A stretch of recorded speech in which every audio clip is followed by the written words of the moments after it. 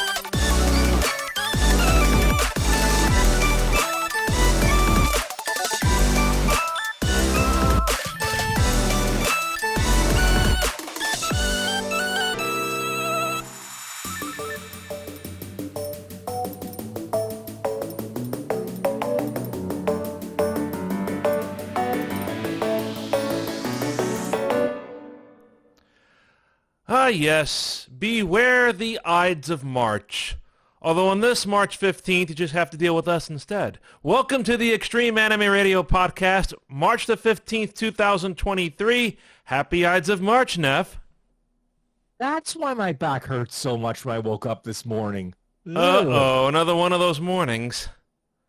Well, I mean, March 15th, the Ides of March, and we all know what happened on March 15th. Many, many, many years ago. Many, many, many years ago. Yeah, I wasn't around for that, folks. Don't kid yourself. I don't think anybody was, at least anybody we know. Anybody listening to this podcast better not have been around back then. Otherwise, we have some very, very, shall we say, well-seasoned listeners. As long as they don't run a bank, we're fine. Ooh, yeah. But take heart. It's only a bank for people who are like, I'm going to invest in this crazy idea, and then when I make money, I'm going to put this in this crazy bank. And it's like, okay. Yes. And you thought this was a good idea. Why exactly? Well, that's right. You're venture capitalists. Thinking doesn't exactly, not your strong suit. Ooh, maybe they should invest in Diamond Sports. Aha! Ooh, or Root Sports, which has now been uprooted. Ooh, we have a resubscription, and all the emojis are going wild on the video stream. Bree has resubscribed. Thank you so much, Bree, as always, for your support. And if you're wondering what we're talking about, you're listening to the podcast right now, you have to see us to find out what's going on. And to do that, you can go to Spotify video, or you can go to YouTube, youtube.com/@ExtremeAnimeRadio, and of course also on Twitch, twitch.tv/Extreme Anime Radio. And conversely, if you're watching us now, you want to take us on the road wherever you go and listen to us in the audio realm, please go to now Spotify for podcasters, but the link is still anchor.fm/Anime Radio to my best knowledge. It hasn't changed as of yet. Well, you might be getting an email sooner than later. Maybe, hopefully, maybe they're, listening to us now directly. That would be rather interesting and entertaining. So more so for us than for them. All right. Well, we have some anime news to talk about, and I go to grab my water bottle, and the label just comes out neatly in my hand. How about that? That's a sign of one I'm not sure. But if you also look at my background, does it look familiar, Neff? I think it does, but unfortunately your head's in the way, so I can't see the writing behind you. Oh, I see now. There we go. What is that, Neff? Twin Pines Mall? And I'm trying to remember why that's familiar, and it's driving me nuts. Short drive that is, more like a walk, folks, but, let's not go there. Yes. Let's activate your flux capacitor. See if that helps you recall anything. Oh, you mean I have to hit 88 miles an hour and then we'll see some serious? Yes. There we go. I just needed that little nudge because I was like, wait a minute, I know this. Thank you. There we go. Kickstart the old Kasaba. Yep. But apparently, the mall where Back to the Future was filmed back in the 1980s, I forget the name off of my head, but it's in California. Apparently, they created this sign to honor the movie being filmed in the parking lot, and you can find it. I think you can find it sometimes outside of the mall, and sometimes a little display inside the mall where you could take a look at it as well. Okay, wait a minute. I can see the idea of the outside of the mall, but why would you in the mall? Okay, To preserve it? I suppose, but the whole point of the sign outside the mall was to identify the mall outside in the parking lot. Yes. Unless we're in an alternate timeline, and then it's the Lone Pine Mall, if you remember the story. Ah, yes. Yes, time travel. It hurts my brain. But the reason I bring it up is that I decided to go back into my Steam game archives tonight, or I should say not tonight, but this afternoon, and play the good old Back to the Future games from like 2010, 2011, that sort of thing. Okay, 2010, 2011. Like, that's going to be painful, at least in terms of graphics. Maybe the gameplay is actually better, but in terms of the graphics, ow. Oh, yeah. But very interesting developer who released the games before they really kicked it off. A game developer that's sadly no longer in business. Telltale Games. Are you familiar with them? I mean, I think so. I want to say they actually had a couple of big games. Yes. But for the life of me, I can't remember what they are off the top of my head. The Walking Dead's the biggest one. Mm-hmm. They've also had Sam & Max, which was popular many, many years ago. That's what it was, Sam & Max, because that series was really big in its day. Yeah. And they also did this one, the Back to the Future video game series from back then. What have they also done? Wallace and Gromit.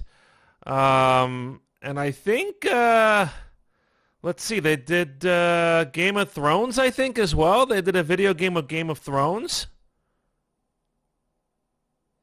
Okay, knowing some of the subject matter of that series, I'm going, how much could they actually use? Yeah. Because there's a lot of stuff that's like, that's an adult-only game, I'm sorry. Yeah. It doesn't even make mature.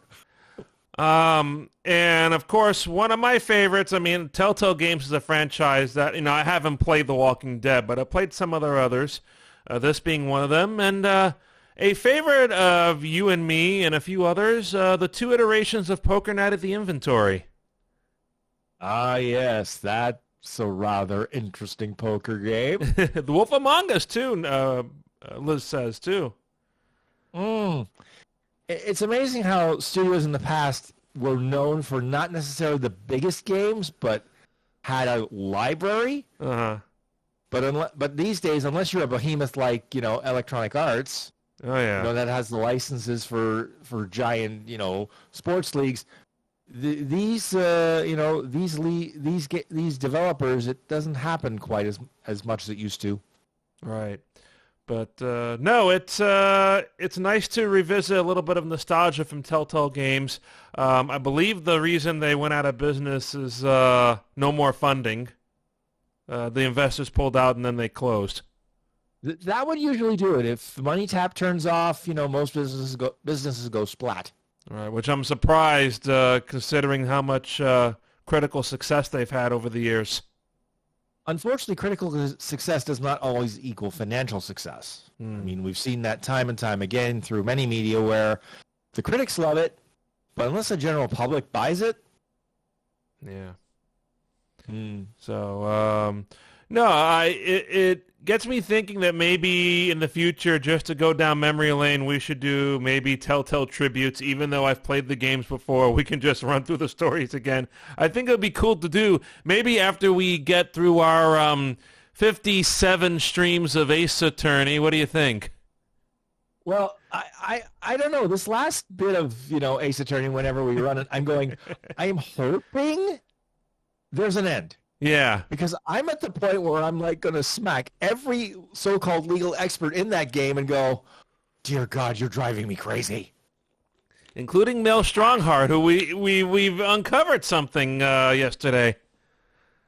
As I said last time we spoke about this, and I actually replayed it to remind myself of this, the last stream, I thought both he and Judge Shigoku, they were dirty. I didn't realize how dirty Judge Shigoku was at the time, because he, of course, turned out to have literal blood on his hands. Right. But as for Lord Strongheart, I got a feeling there's more than a little dirt under his fingernails, if you know what I mean. Oh, yeah. But no, it's hopefully something we can finish soon. Again, I kept repeating myself like a broken record. So many twists and turns when we least expect them. Like I've always said, this game is a spaghetti factory. It's like, and again, if you have any legal training, do not go into this game assuming your legal training will help you. In fact, put your legal training in a box, in a closet, and don't bother with it, because you will literally lose your mind. That's maybe we should do something we did with Sage Miko a long time ago and go through the original Ace Attorney. I'm sure those episodes are a lot shorter. I think we did go through a couple of them, actually. Because I seem to remember us going through the first case with... Yeah, and it's like... With Umi as well, yeah. Yeah, it's just like, those ones were straightforward in comparison, although there were a few little niggles there. Yeah. But like I said, this latest stuff is just like, everybody in this game is dirty to some degree. Yeah. It's like, there are no good guys here, except maybe, Ryunosuke Naruhodo and Susato Mikotoba, but that's about it. It's just like, everybody else, ugh. But it seems to me if we want to go through some undercover work and sleuthing after we finish this game, we should wait for Layden to come out of the Switch. Have you played that series? Because I haven't. No, I haven't either. I'll be honest with you. Once it was no longer about the main character that Phoenix Wright, it's sort of like my interest kind of petered a bit, because it was like, okay, new character, I understand why, but it's not the same thing. Yeah. As we move on to other news, big news personally for me is that I'm finally getting rid of this, I don't know, from the 90s desk for the computer. Yes, you're going to join the Roaring 20. No, it's not the Roaring 20s, because those already happened. So the 21st century 20s, I guess, is what you could call it. Or prohibition on these old desks, if you will. Oh, that's a reference. Dated reference. Dated reference. Which, incidentally, the Back to the Future games, at least the first two chapters, are set in Hill Valley during the Prohibition era. Very interesting. Ooh, now I didn't know that, because I don't think I've played those. So, a little bit of a hint. But, no, I did not buy a DeLorean, Carl. Yeah, you're late, because we talked about the Back to the Future games that I played on Steam earlier today. Old relics, those games. Yes, well, I mean, the hilarious part is, the DeLorean itself was a very, very average car. True. The only reason that it gained any infamy was because the person who ran the company, the president, John DeLorean, had a small problem with transport. Not of his cars, but of, as the late Robin Williams once said, the Peruvian marching powder. Uh-oh. The Colombian dancing dust. Will that be? Cocaine. You've never heard that bit Oh, you have to hear his rant about drugs. Oh, no. It is hilarious. It's very off color, of course. It's Robin Williams for you on stage. But it's like he rants about this, and it's just like, oh, yeah, he's had experience with that stuff. So that was DeLorean's pitfall, you're saying? Well, no, it was more about, the whole cocaine, DeLorean.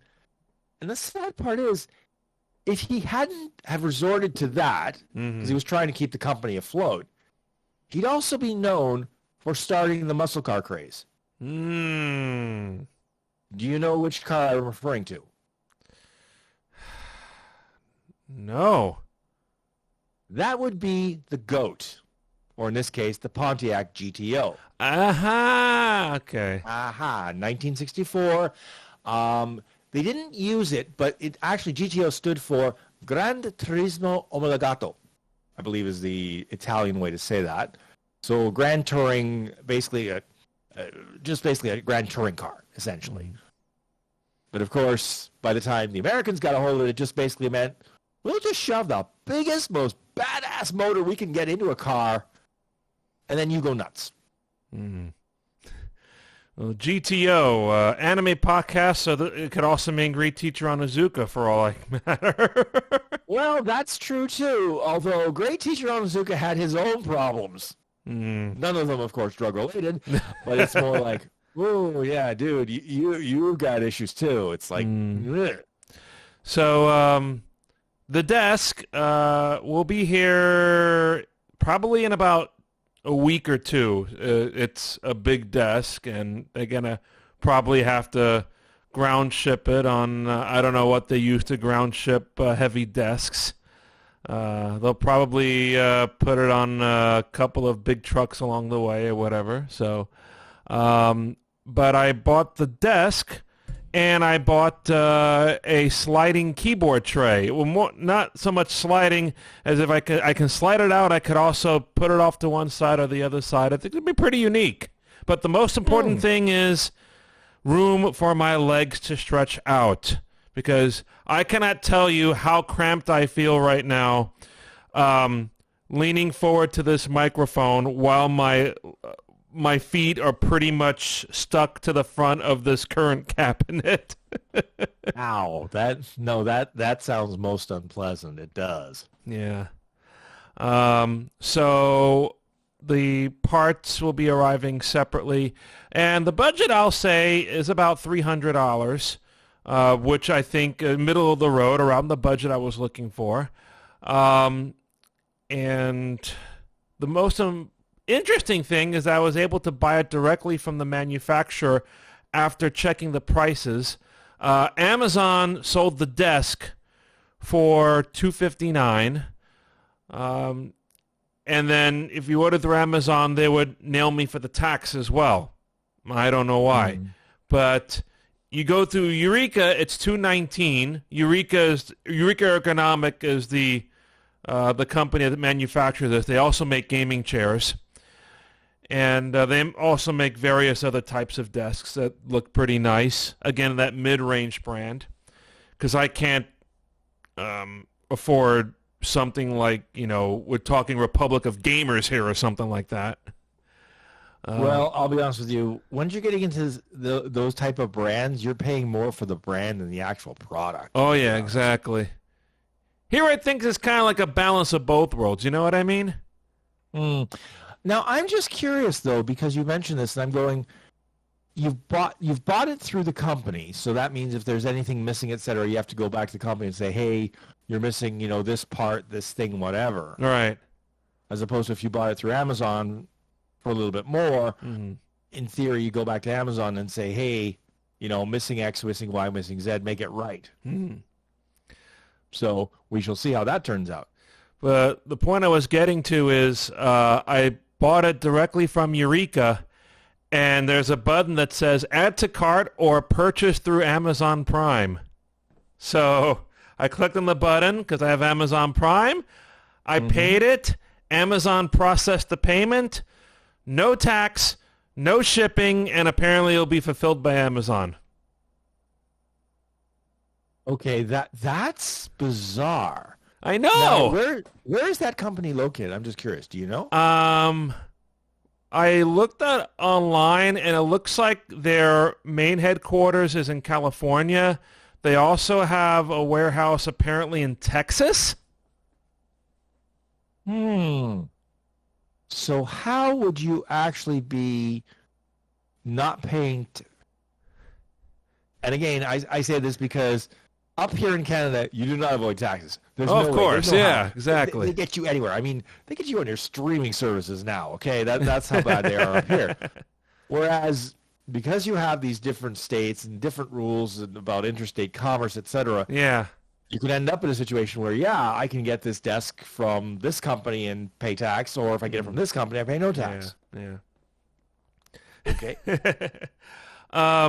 But yeah, I made out like a bandit considering that it was actually they had lowered the price just a little bit on the desk in the last couple of days, and no shipping fee and no tax. I'm like, okay. So again, the final total was about $300 for the desk and the keyboard tray, which is about half of what the higher end brands would charge. Yeah. I mean, I've looked at furniture over the years. I've bought a few pieces here and there from the Nef Cave, but some of these prices is just like, what planet are you on? Like, just seriously, like, no. But so I'm working on, one goal at a time. Probably the last week of March. If the timeline of the shipment holds true, then the last week of March is when I'm going to assemble the desk. So probably during the last week of March, don't expect too many streams from us while I put everything together, and then I gotta remove everything from here. I gotta remove the computer, build the desk, and then redo all the cabling and everything. So it's going to be a little bit of a task. Oh, yeah, as I mentioned before, but then we have to get this monstrosity out of the bedroom. I was going to say zip ties are your friend, I think, in your case. Zip ties? Well, if you want to keep the cables neat, or unless you buy those plastic cable gatherers, like the ones that go around, like they're basically like the sleeves, right? Right, right.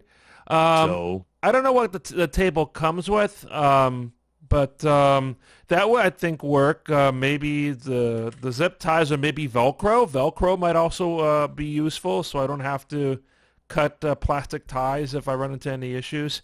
The desk also has a space in the back for a surge protector, which it's nice, but I actually don't need one because I have the old APC UPS over here in the corner from when back in the days of the station, or the later years anyway. I would maybe double check the battery on that thing.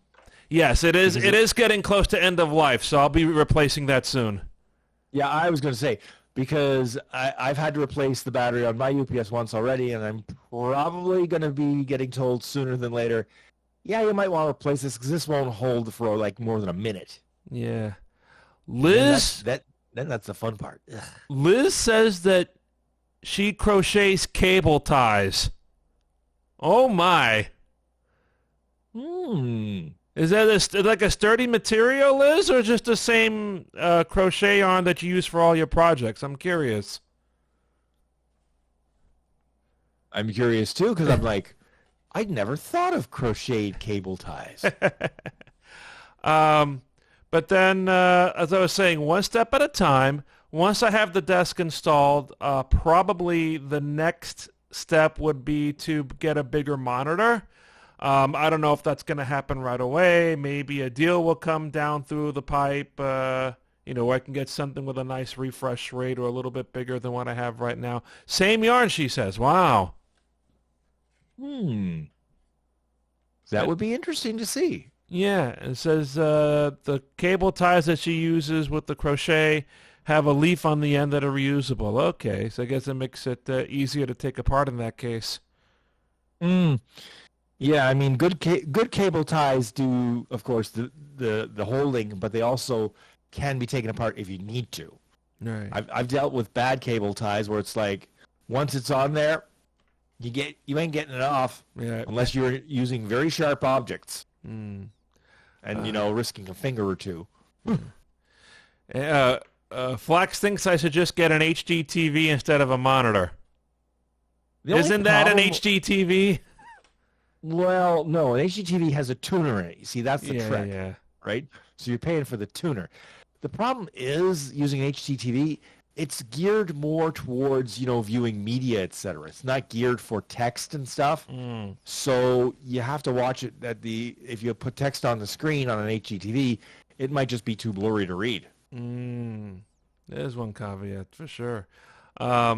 So after I get the desk and I decide what type of monitor I want, I have made a little resolution to try to restart a game that I played back when the PlayStation 3 came out. And we've talked about this before, Neff. You remember what I'm talking about? Ooh, I'm trying to remember because I'm trying to remember the PlayStation 3 came out in what year again? 2008-ish, 2007, 8, or something like that. Yeah, something like that. And I'm trying to remember what game would have been around that time that would have been that big that you'd want to play it nearly 20 years later. Yeah. Let me see here. 2006, 2007 is when it came out, and I think the game that I had in mind came out a little bit after that. 2009. A little bit. Yes. So, and the reason I have this in mind is for something I'm going to show the audience right now. Final Fantasy. Now, that's not how you spell it. Fantasy. Whoopsie. My Little Pony Stable Racing. What? That was the era of the cheap and cheerful licensed shovelware. Yes. Where basically anything would get licensed. It would get shovelware software created from it. And yeah, it was basically barely playable. Yeah. Well, it happens now, I think, to an extent, doesn't it? Not as often, although, yeah, you will see the occasional where it's like a complete turkey of a game, and you're just like, why did you bother? But as I'm going to show people now, so we have this brand new artwork of Yumemi, and we are portraying her as the title character of Lightning from Final Fantasy XIII, and a little bit of a high-tech Pulse world, if you will.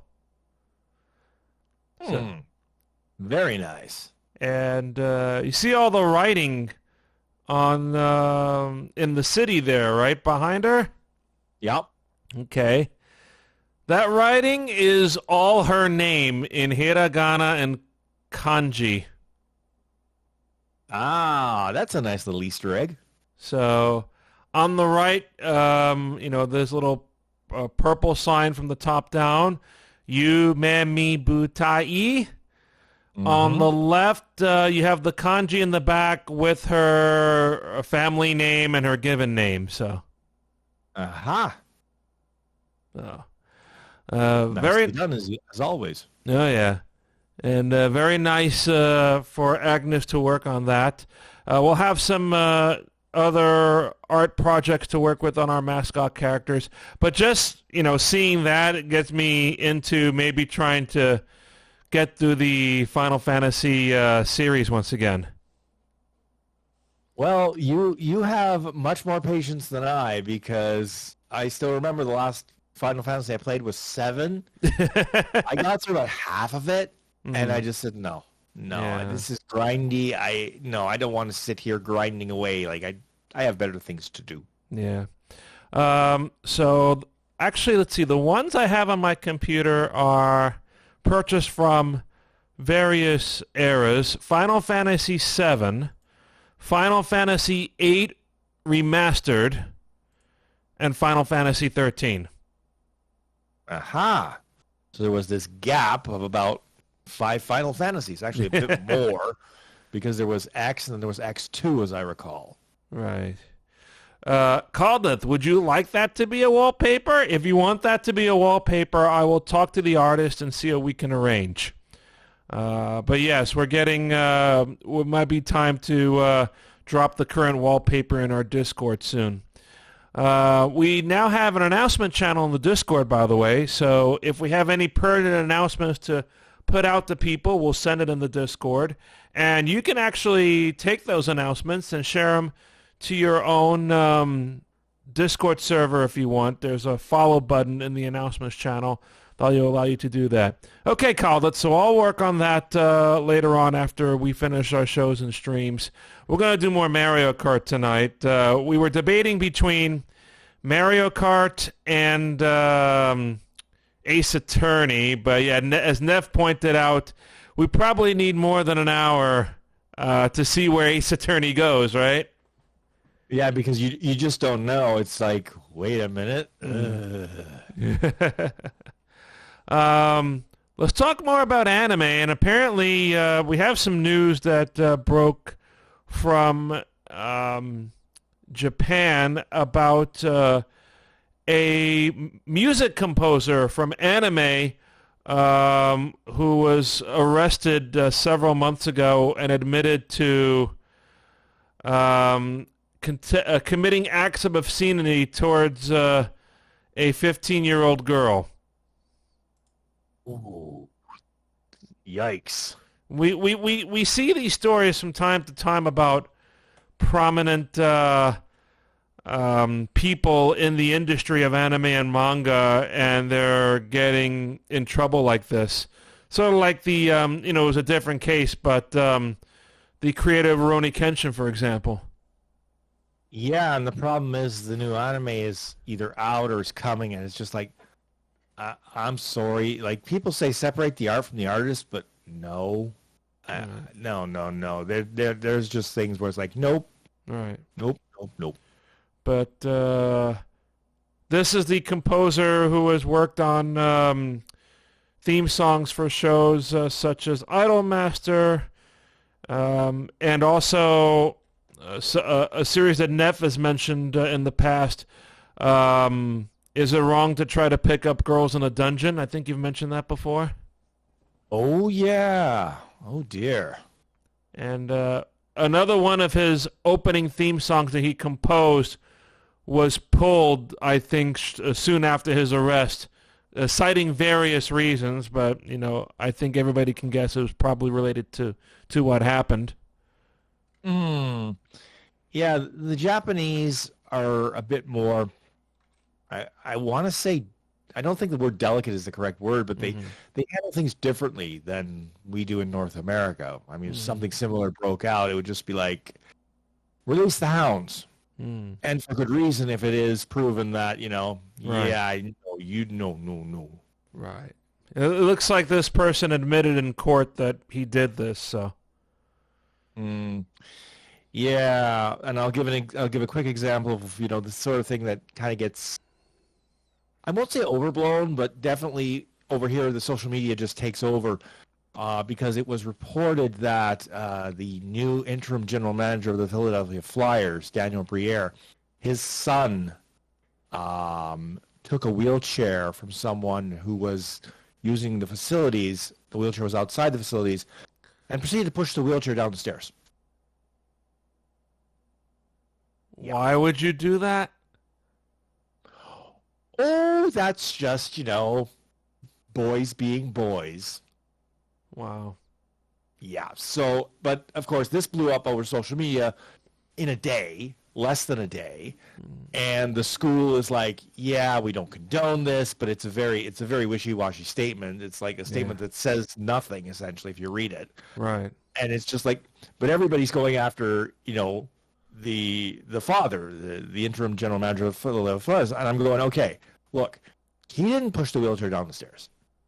He might have raised a brat who at 23 did this, but I can't fault him if his kid turns into a brat. I just can't. Yeah. Right? So, but it's like, that's the difference between how it happens, something like that happens in North America versus something that happens in Japan.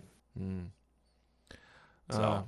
Something else that's happening in Japan is officially now the mask recommendations have been eased, but of course, Japanese culture being what it is, a lot of people are slow to react to that. And Bree and I have been watching sumo these last few days because now the new sumo tournament started in Osaka. Very interesting twists and turns, but looking at the video images from what we see, some people are maskless now, but many others still have the mask on over there. Yeah, as you mentioned, the Japanese are slow to adapt and change, and I think over there we might see the masks stay on for a fair bit longer. Mm-hmm. Just because, again, I mean, even before when people were sick, right over there, yeah, you wore a mask, you stay away from people, etc. Yeah. As opposed to over here, where it's like, no, you come in if even if you're dying. Right. And if you're dead, we need a doctor's note. Right. Many are suggesting, they'll keep wearing them for the foreseeable future. There have some that said they're going to wait until May, because I think we mentioned before, May 8th is when the Japanese government is officially going to downgrade the COVID classification from a serious disease, Category 2, to a Category 5, which would put it on par with influenza. Well, again, it was a much slower process than it was in the rest of the world. Right. Again, because, as you mentioned, the Japanese are inherently more cautious. Mm-hmm. Is it the right thing to do? Mm-hmm. I mean, I'll say this. I still mask up when I go to work, and I still mask up in large places, mainly because I have family members that rely on me, and family members whose immune systems are trash. Right. So I do not want to give them anything, Right. and if it's me wearing a mask and keeping away from people, okay, small price to pay. Right. Me now with the masks just depends on the situation, as you said. There'll be some instances, the work environment, I don't work with a lot of people in my area now, so I leave it off. But sometimes when I go to church, I'll put it back on. So is that sort of thing. So yeah, I mean, I think we're all at the stage still where if somebody is like coughing and hacking, our initial reaction is like back up very quickly, not just slowly and not just give them the old stink eye. Mm-hmm. It's like, yeah. What about anything else you've been watching, Neff, in manga or anime lately? Are you still watching Campfire Cooking? Well, I'm reading the manga. I was going to start that tonight, but then I realized it doesn't have a dub yet, and the problem is I can't eat, my dinner and read subtitles at the same time. That just doesn't work. Oh, really? I have to be able to see it. Otherwise it's just like goes right over my head, and unfortunately my Japanese knowledge is only, very limited. Skoshi desu ka? And then there's the other one I wanted to start. The Angel Next Door Spoils Me Rotten. Because I've heard a lot about this, and I'm curious to see. Because a lot of people are saying, it's not anything spectacular, but it's very, gentle, comforting, and I'm going, yeah, sounds like something I might watch. Yeah. All right. No, we see a lot of things going on in Japan now. World Baseball Classic. How about that? Have you been following World Baseball Classic? You're rolling your eyes. Yeah, because I had the worst Monday night you could ever imagine. Watch Leafs Buffalo. Leafs, of course, get out to a lead, then to proceed to fall into a coma and end up losing 4-2. And then I'm like, okay, Canada USA World Baseball Classic. Let's watch this. Let's see if Canada can hang and bang with the Americans. No, they can't. No, they cannot. I think the final score was something like 12-3, and that flattered the the Canadians, frankly, because the Americans were just scoring at will. The will was pretty pissed off, to be honest. I haven't been following as much in the last couple of days anyway because the NCAA basketball tournament has started. So nice to see. That's one of my bucket list items before I die is to go to one of those sessions, even if it's like an opening round. But, depending on where you go, the tickets can be easy to get or they can be impossible to get. Take the East Regional that's happening next weekend here in the city at Madison Square Garden. Tickets are hard to get. I was going to say, you're probably paying $200 a crack for like nosebleeds at this point. I think it's more like $3 when I checked a few weeks ago. Okay, $300 for a first rounder. I don't care. Like regional, no. East Regional, but still. Okay, but no, that's $300. I mean, yeah. Madison Square Gardens is a wonderful building, but I'm not paying $300 for what amounts to like a first round or second round game. Just no. I know that I think next year or the year after they're going to do one of the opening rounds here again, but only in Brooklyn at Barclays Center where the Brooklyn Nets play. I'm wondering if that's going to be as busy as it is in the Garden. New York City, we love our basketball over here.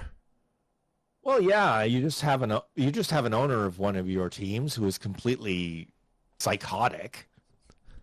That would be the owner of the Knicks, James Dolan, who basically is so petty and so vindictive.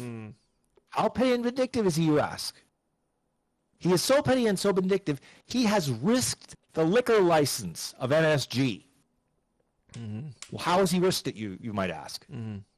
Oh, he merely bars any employee of the law firm, not the lawyers, but of the law firm that is suing him.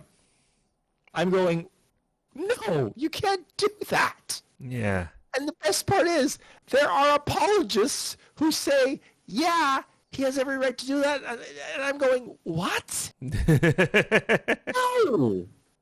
You're being a petty tyrant. Now it's blowing up in his face because he could lose his liquor license over it. And if he loses his liquor license at MSG, I don't know about your definition of hell, but an entire arena of sober Rangers fans, that's pretty much hell. I'll have to escape to Scotiabank, to avoid this hell that you say. Well, I was going to say, for us Canadians, we go down to MSG and it's like, you're a rowdy bunch. Yeah. But like I said, no liquor in you? Yikes. Carl is asking if the Islanders Arena, which is the UBS Arena, not to be confused when some people call it the USB Arena, it's the UBS Arena. Is it solely a hockey location? And the answer is, to my knowledge, yes. The Islanders are the major tenant there.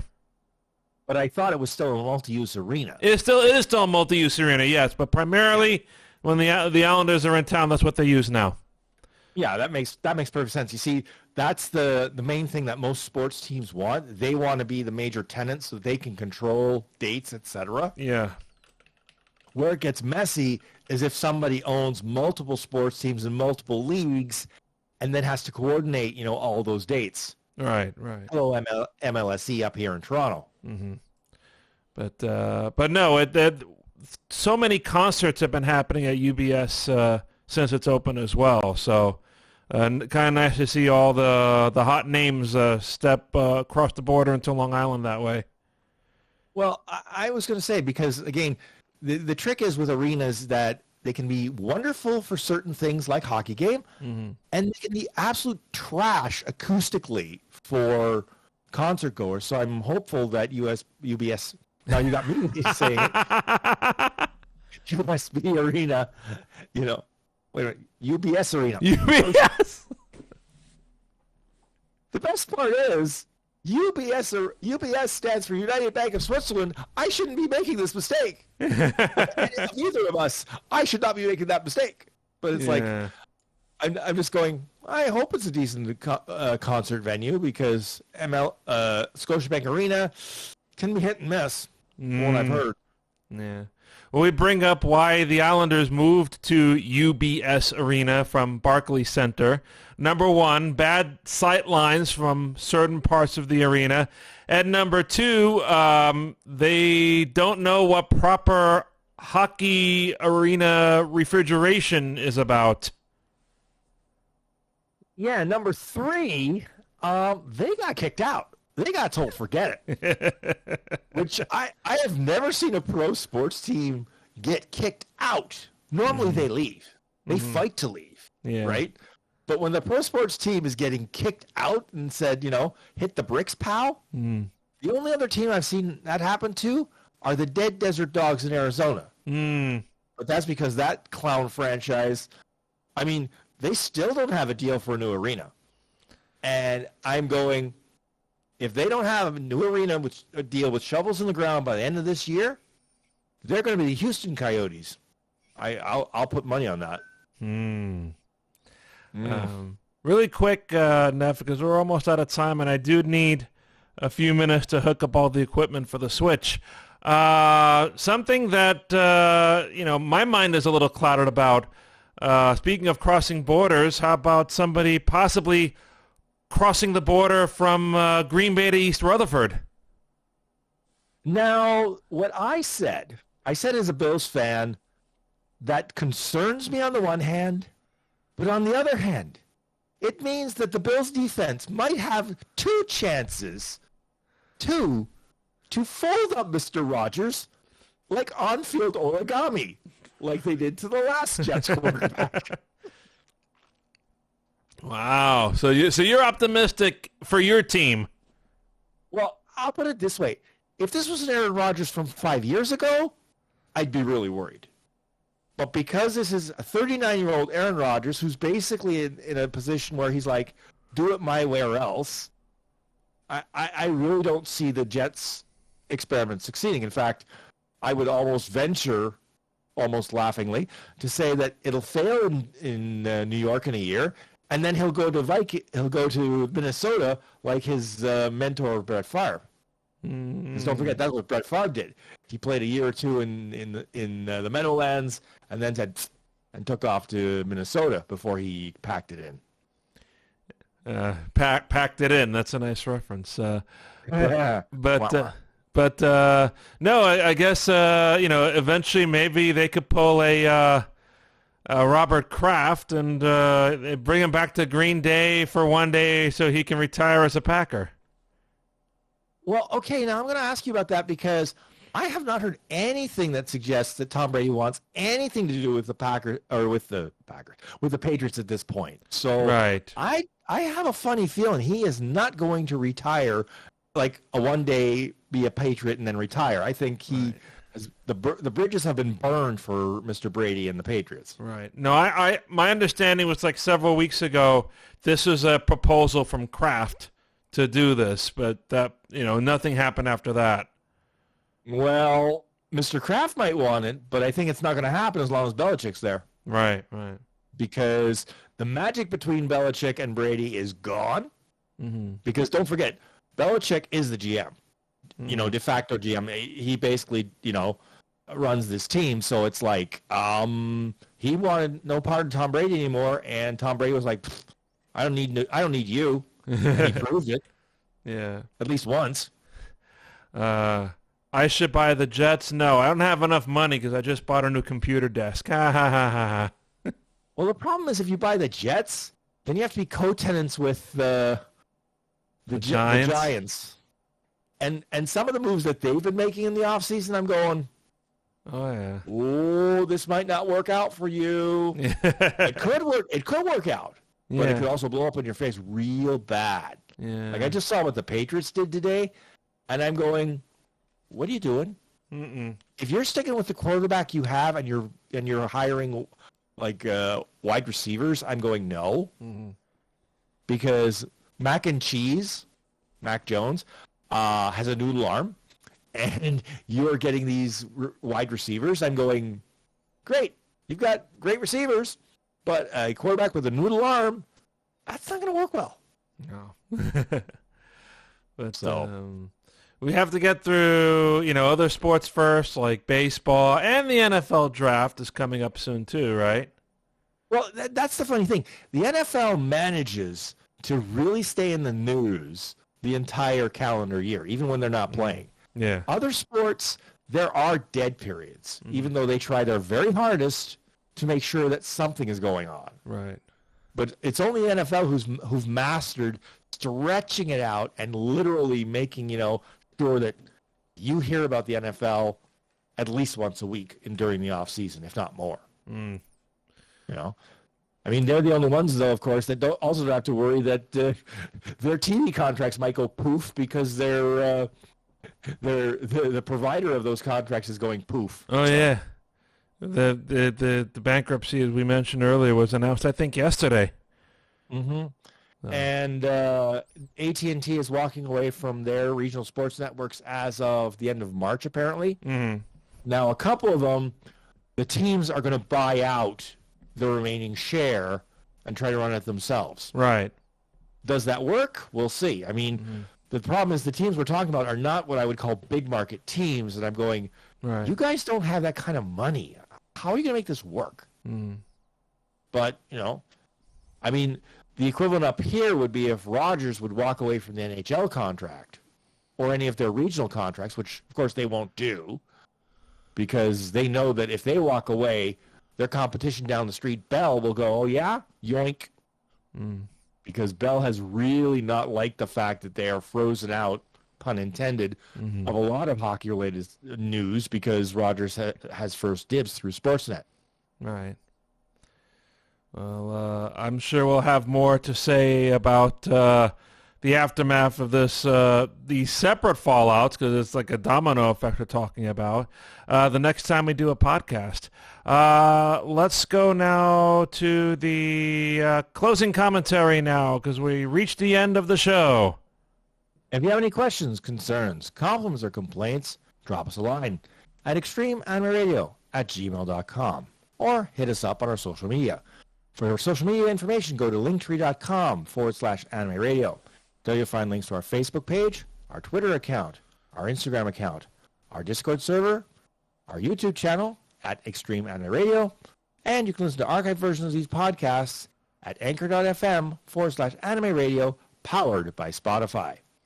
So before we wrap up the podcast really quick, for those of you who enjoy our streams of Ace Attorney, I believe Capcom has a sale right now on Steam, so you can pick up both of the Ace Attorney games, I believe, for 50% off. The original trilogy that was remastered and the more recent Great Ace Attorney Chronicles. So you can get it at a good discount on Steam. And then, of course, if you're saving your money for Steam deals, wait until 1 p.m. Eastern on Thursday because the spring sale is about to kick off. Speaking of sales, you almost forgot one.